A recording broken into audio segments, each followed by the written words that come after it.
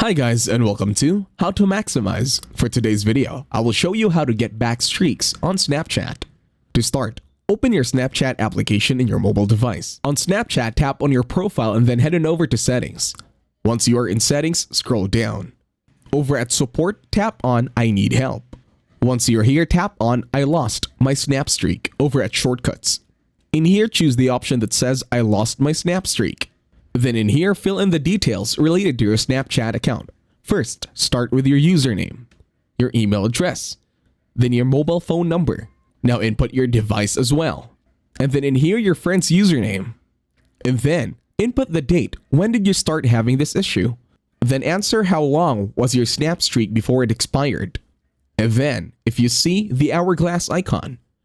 Then over at description, describe your issue that you have with your Snapchat application. Go ahead, take your time in typing. Or you could wait for me to finish typing and then you can copy what I have. Once done, click on Submit.